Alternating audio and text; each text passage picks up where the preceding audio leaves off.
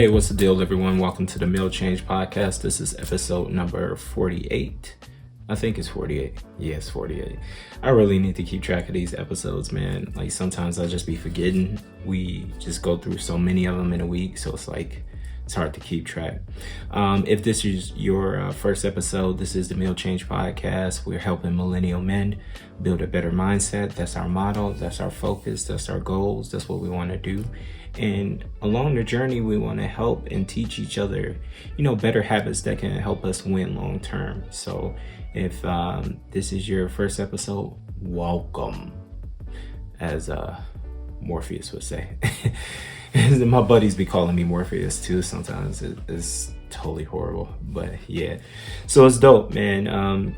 So if this is your first episode, we welcome you. We appreciate you. Please comment. Go on to the website, mealchange.com. That's MILL change.com. Like every week I say, we got articles, we got inspiring stuff, we got inspirational quotes, we got things that's going to help you for the future. We also have things that's going to help you in the next 3 to 6 months, as long as you're willing to read a little bit, and as long as you're willing to open your mind to new possibilities. All right. So this week, I want to talk about, you have to be careful of who you're putting in your starting lineup. Now, some of you guys are into sports like I am. You have a starting lineup in life too. See, your starting lineup is the 5 people that you're going to spend the most amount of time with. I know it's a cliche thing. Everybody talks about it. Everybody says it. That's successful. Who are the 5 people in your life that you're spending the most amount of time with? And I had to realize how important that really is. That's like the cornerstone of your life. Your time is something that you can't get back. The effort that you put in is something that you can't get back. And so you have to make sure that your starting lineup is strong, and every person that's in your starting lineup fits some type of purpose.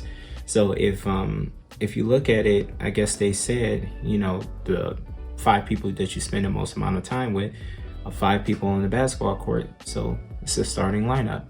So one thing that I looked at that helped me was starting to think, okay, which person goes in which category? And one of the big problems that me as a young person, when I was a little bit younger, I still am young. I'm below the age of 70. So to me, that's still young. But one of the issues that I had when I was younger was trying to put people that was maybe in a friend category into a business category, or a business category trying to turn that into a friendship, a vice versa thing. And I realized that when you're crafting your starting lineup, each person has to play their role. So by you trying to change a point guard into like a power forward, it just don't happen. So the same situation goes for you and your friendship. You can't turn, in most cases, a friend into a business partner, especially a friend of years. Now, your business partner can become your friend, but you can't start off with that person as a friend and then turn them into a business partner. Yeah, y'all can get money together and y'all can do some things together, but it seems like from the really, really successful people, they often have a separation of their friends and their business and family. It might be a family-owned business or something like that, where a lot of the people that's working there is a part of that family. But it seems like the successful people that we really look up to, we really see them, not a lot of them are still in business with their friends, especially one of the biggest examples, especially of the last 10 to 20 years was, the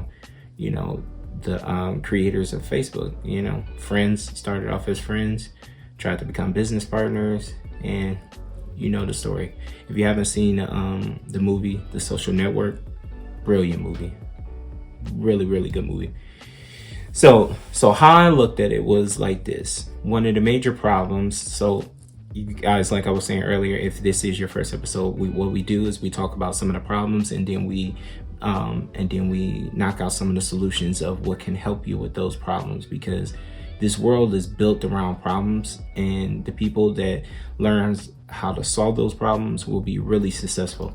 So let's talk about the problems.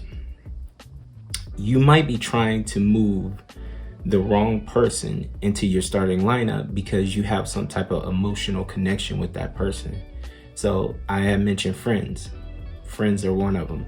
Family is another one of them. Maybe it could be a friend of a friend. You know, all of those particular avenues are emotional connections. And I'm sorry, just to let you guys know that an emotional connection cannot be associated with business, because it's going to stop you, because emotions are really just there to stop you from doing whatever feeling that you're getting of, man, this is bad or something like that. Emotions is like, okay, well then stop it.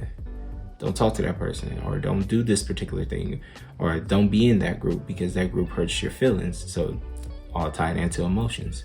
But in terms of business, I don't think you should ever, and this is just my opinion, you can do totally what you want to do. I've never been a person to try to force people into what they want to do. But if you look at it as, the most successful people usually always develop their business first, and then over time, if they become friends with a business partner, then that's okay. But you can't start off as friends and work into business, I think, because it's going to be too much ego involved, and it's going to be too much you got a plan, I got a better plan. You got a plan, I got a better plan. And then once you going back and forth with, you got a plan, I got a better plan, that really takes away from all the creativity time. That takes away from all the executing time, because you might think that your plan is the best plan, and they might think that their plan is the best plan.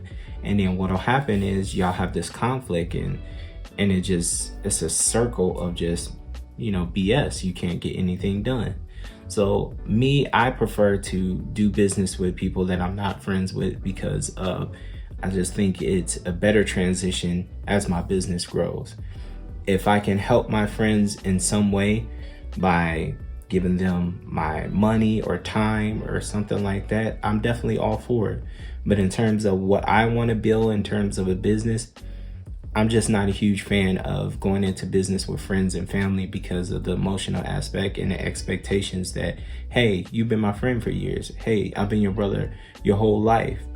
I just don't want to experience that. So I bow out and say, nah, I'll do business with someone else. And if, I become successful at what I do, then I can help you in some way. And how when you're not successful, you can't help anybody anyway. So that's one of the major issues, is you might be trying to move people in your starting lineup that's not supposed to be there.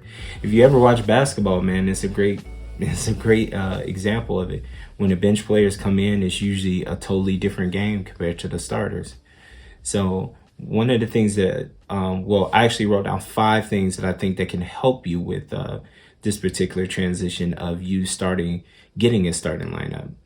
And we talked about, emotions and family and friends. And I think that the reason why we need to talk about that is because one of the biggest conflicts that a human being will ever face is he or she might be in a place, or they might be operating in a place where it's way above their regular ability to perform. So if you're a plumber, 9 times out of 10, you're not going to be laying foundation for a house. If you're a entrepreneur, 9 times out of 10, you can't work much of a 9 to 5 because it's not beneficial to you. So you have to understand that when you go out of your place in terms of your life with anyone, or even a friendship or a business relationship, then that's where conflict comes in.